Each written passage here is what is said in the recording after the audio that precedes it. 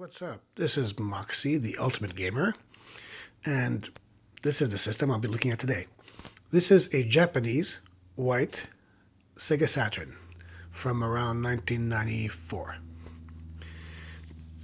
Obviously, this is a Japanese system, and it runs Japanese games. Duh, no kidding. But this one has been modified to run some North American games. I've tested it out, and Sega Rally Championship and Daytona do not work, but Clockwork Knight does. So, I guess it only works with certain games. Now, those of you familiar with the Saturn will notice a big difference right away. It's white, and the cables are gray. And the controller, too, is much more colorful than the North American controller. And I love the Japanese color coordination. You see the button over here?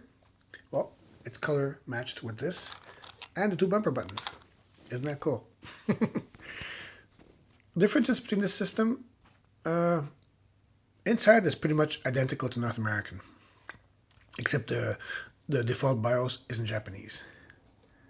And this is how it starts up. Here, watch it on the screen.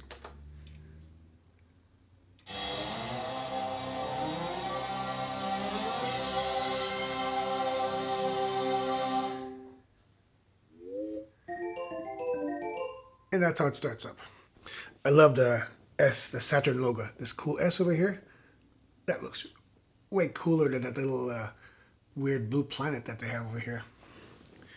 Now, you may have noticed that there's a cartridge plugged in here. And no, this is not a game. This is a internal memory save expansion. It gives me more memory to save my games to. And some games, like, what was that name called? Deep Fear, I think it is, yeah.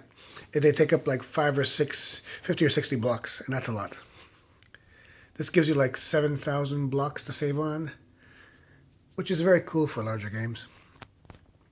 And this cartridge also works with the 1 megabyte SNK memory expansion, which ups the memory to, I believe, 3 megabytes. I could be wrong about that because I'm not sure how many megs are inside the system.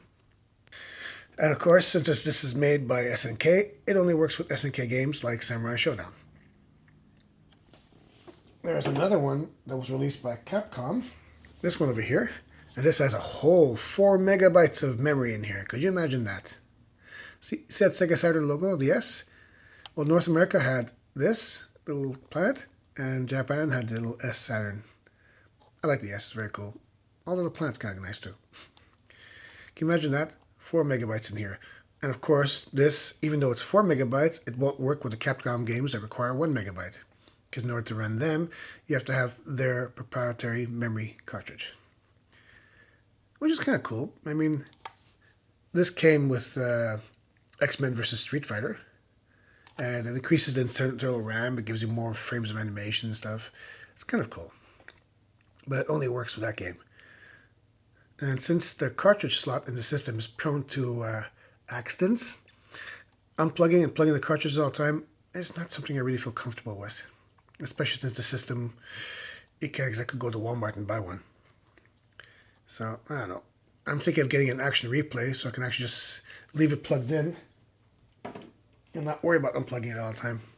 Although I've heard that action replay has trouble working sometimes too. And as you can see, the Japanese games, there we go. Look at the artwork. This is Dracula X. Basically, that's Castlevania here, North America. I love the Japanese presentation over here. It's so cool. This is one of the rarer games for the system, and one of the more expensive ones, too. And here's another example of a Japanese game.